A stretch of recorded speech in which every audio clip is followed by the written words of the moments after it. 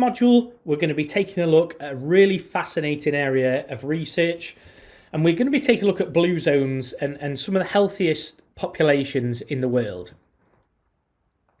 So we're going to define what a blue zone is, just to fill you in if you're not familiar already.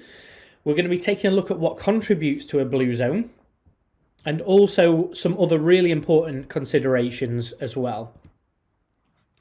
So a blue zone in general is an area of the world where the highest percentage of people live to over 100 years old, and also they're generally healthy as well. So they've got lower disease risk and lots of other factors. So I've given you a little list there of the top 5 areas with the highest percentage of centenarians or people that live to 100 years old. And as you can see, it seems to span across the globe as well. So it doesn't really seem to be all densely populated and localized in one area of the world. So if you've got these high levels of people living to over 100 years old and they're generally healthy, it's really interesting to take a look at what contributes to those areas. So some familiar patterns we're going to go into. So their daily movement is high.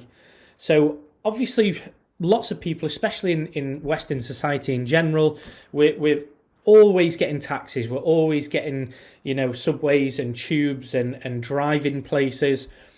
Now, obviously that can pose a bit of a challenge to change that up for many reasons. But what we do know is that centenarians generally have a high level of daily movement, which is something we can all do, even if it is just taking the dog for a walk for a little bit longer and doing that a couple of times a day, a few times a day. That can absolutely be a contributing factor too.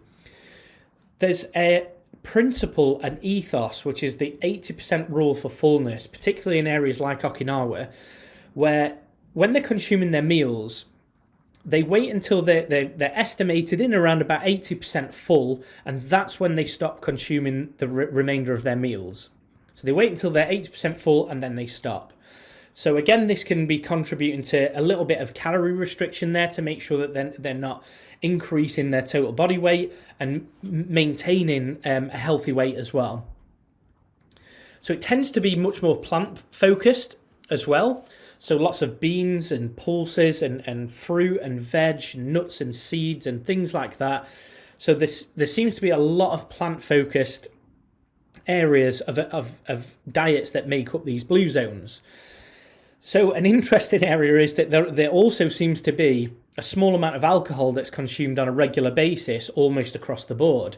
So particularly in Mediterranean regions, for example, so there might be a small glass of wine that's consumed each day or every other day, certainly a few times per week. So again, it seems to be a pattern across the board in these blue zones. And then also small amounts of meat consumed as well. So if you're consuming smaller amounts of meat, this could be opening up the door to give you a little bit more access and calories available to spend on other areas that are more micronutrient dense, like the plant-focused areas.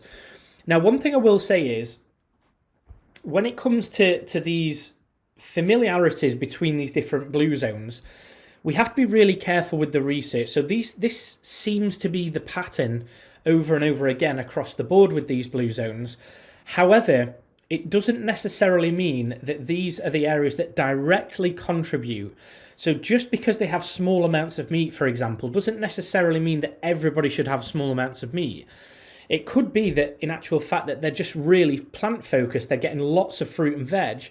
So does that mean, for example, if person A who follows a blue zone type diet versus person B who has a higher amount of animal products like meat, poultry, things like that, does that mean that they're going to have negative health consequences? And the idea is not necessarily. So the sort of asterisk here is that this is observational data, but at the same time, we can certainly learn from these blue zones and incorporate these better practices into our own lives as well. Lastly, I just wanted to take a bit of a broader look. So the other considerations that we need to take a look at is it's not just about nutrition and movement, exercise.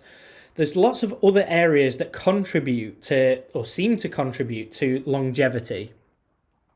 So things like life purpose.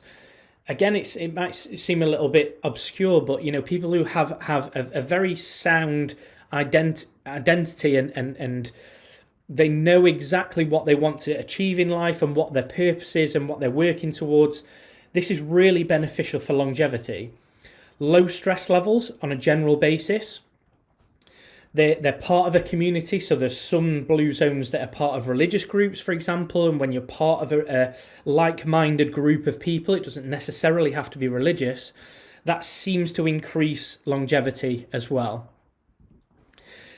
People in blue zones, they put their family first. They're always looking after their family.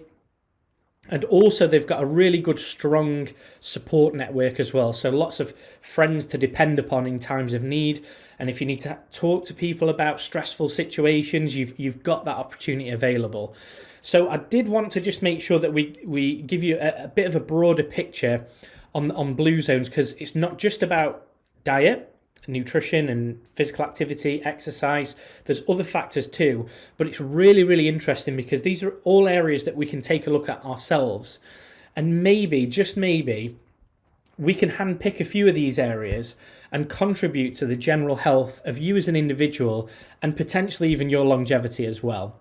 So hopefully you found this really interesting, and I'm really looking forward to catching up with you on the next module.